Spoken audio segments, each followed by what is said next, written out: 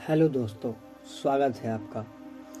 आज की इस वीडियो में मैं आपसे आचार्य चाणक्य के जीवन से जुड़ी 18 ऐसी बातें बताऊंगा जो आपको हैरान कर देंगी। नंबर 18।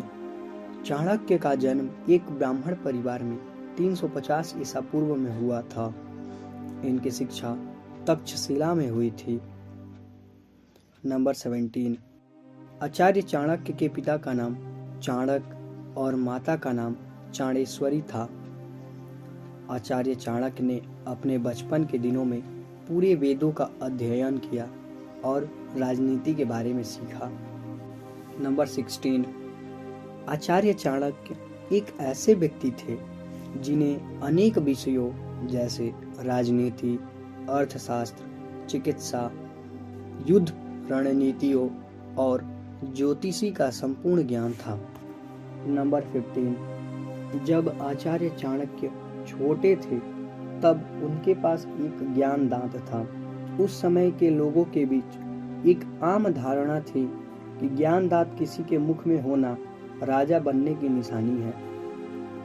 जब एक ज्योतिषी ने चाणक्य की मां से कहा कि उनका बेटा बड़ा होकर राजा बनेगा और राजा बनने के बाद उन्हें भूल जाएगा, यह सुनकर आचार्य चाणक्य की मां डर गई। उसी समय आचार्य चाणक्य ने अपनी ज्ञान दांत को तोड़ दिया और अपनी मां को वचन दिया कि मां, चिंता मत करो, मैं तुम्हारा अच्छे से ख्याल रखूंगा। नंबर 14। आचार्य चाणक्य अपनी शिक्षा पूरी करने के बाद तक्षशिला के आसपास के क्षेत्रों में अध्यापन का कार्य करते थे। आचार्य चाणक्य को कौटिल्य और विष्णुगुप्त के नाम से भी जाना जाता था। नंबर 13। यह बात उन दिनों की है जब मगध का सम्राट धनानंद मगध की गद्दी पर विराजमान था। एक समय उसने ब्राह्मणों के लिए भोजन का आयोजन किया था। उस भोज में आचार्य चाणक्य अखंड भारत का सुझाव लेकर और कुछ उपहार प्राप्त करने की इच्छा से भोज में सम्मिलित हुए। राजा धनानंद बहुत घमंडी राजा था। उसने आचार्य चाणक्य के बदसूरत रूप को देखकर भरी सभा में उनका अपमान किया और उनके अखंड भारत के सुझाव को खारिज कर दिया। साथ ही साथ उनकी शिखा पकड़कर भरी सभा से उनको धक्का मारा। तब आचार्य चाणक्य ने धनानंद के सामने प्रतिज्ञा किया कि हे धनानंद, जब तक मैं तेरे राज्य सहित तुझे खत्म न कर दूं, तब तक मैं अपनी शिखा नहीं बांधूंगा। आचार्य चाणक्य किसी तरह मगध दरबार से अपना वेश बदलकर भाग निकले। नंबर 12। ऐसा बताया जाता है कि मगध दरबार से निकलने के बाद आचार्य चाणक्य एक ऐसे योद्धा की तलाश में थे जो धनानंद को जड़ से उखाड़ फेंके। इसी कारण आचार्य चाणक्य मगध के आसपास सीमावर्ती क्षेत्रों में घूमते थे। नंबर 11। एक बार की बात है, जब आचार्य चाणक्य घूम रहे थे तब उन्हें कुछ बच्चों के समूह को देखा जो कि आपस में नाटक खेल रहे थे।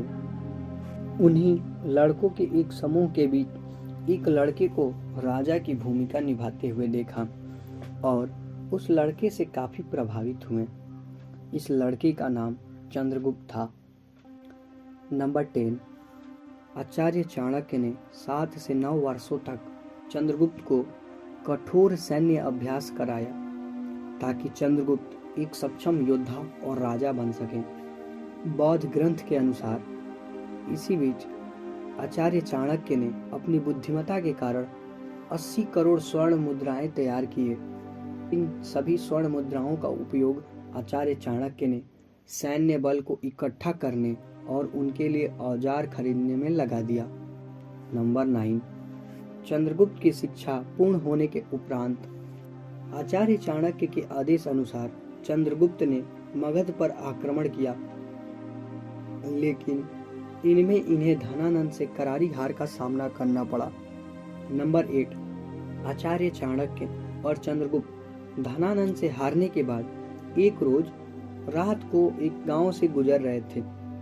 वहीं एक माँ अपने बेटे को डांट रही थी, जिसने गर्म रोटी के बीच हाथ डालकर अपना हाथ जला लिया। उसे देखकर माँ बोली, अगर तुम अपने हाथों को गर्म रोटी के बीच रखोगे, ये अवश्य जला देंगी। तुम मूर्ख चाणक्य की तरह क्यों काम कर रहे हो, जिसने सीमावर्ती क्षेत्रों पर कब्जा करने के बजाय सीधे राजधानी पर हमला करा दिया और अपने हाथ जला लिए। पहले रोटी का किनारा खा लो, फिर बीच से धीरे धीरे हाथ लगाओ, ये तुम्हें नहीं जलाएंगे। इस बात को आचार्य चाणक्य और चंद्रगुप्त ने सुना और अपनी गलती का एहसास किया। नंबर 7, आचार्य चाणक्य अपनी सेना में खूबसूरत लड़कियों को रखते थे। उन्हें छोटे से ही जहर की छोटी छोटी खुराक देकर उन्हें जहर लड़कियों में बदल दिया गया था। इन्हें विषकन्या कहा जाता था। नंबर 6, आचार्य चाणक्य के सलाह से चंद्रगुप्त ने आसपास के राजाओं से युद्ध करना आरंभ कर दिया।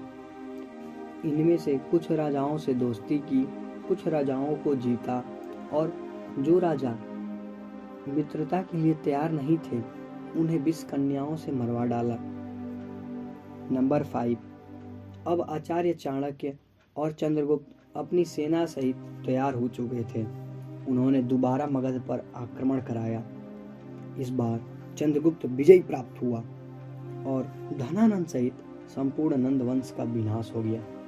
इस तरह आचार्य चाणक्य का प्रतिशोध भी पूरा हुआ। नंबर 4, आचार्य चाणक्य ने चंद्रगुप्त के राज्यकाल में चंद्रगुप्त के प्रधानमंत्री बने। चाणक्य ने मजबूत शासन के लिए सक्षम कैबिनेट का निर्माण किया और सभी मंत्रियों को अलग अलग मंत्रालय प्रदान किए। बौद्ध ग्रंथ में लिखा है कि आचार्य चाणक्य चंद्रगुप्त के बाद उसके बेटे बिंदुसार के समय भी प्रधानमंत्री का कार्यभार संभाला था। नंबर 3, आचार्य चाणक्य को 2 पुस्तकों का श्रेय दिया जाता है। पहला अर्थशास्त्र, दूसरा चाणक्य नीति। नंबर 2, आचार्य चाणक्य की मृत्यु 275 ईसा पूर्व पाटलिपुत्र में हुई। इनकी मृत्यु के बारे में विवरण रहस्य में लिपटे हुए हैं। इनकी मृत्यु का कोई साक्ष्य प्रमाण नहीं मिला है। कई प्रकार की कथाएं इनकी मृत्यु से जुड़ी हुई हैं। हाँ, एक बात सत्य है कि इनकी मृत्यु बिंदुसार के शासनकाल में हुआ था। नंबर 1, आचार्य चाणक्य ने अपनी सूझबूझ, समझदारी और ज्ञान से एक साधारण से बच्चे को अखंड भारत का सम्राट बना दिया। इनकी लिखी हुई किताबें, अर्थशास्त्र और चाणक्य नीति आज तक लोगों को जीवन की नई राह सिखाती हैं। दोस्तों, मैं आपको चाणक्य नीति से भी अवगत कराना चाहूँगा। कुछ इस प्रकार चाणक्य नीति कहती है, कभी भी किसी व्यक्ति के भविष्य को उसकी वर्तमान परिस्थितियों से नहीं आंकना चाहिए, क्योंकि समय कोयले को चमकदार हीरे में बदलने की ताकत रखता है।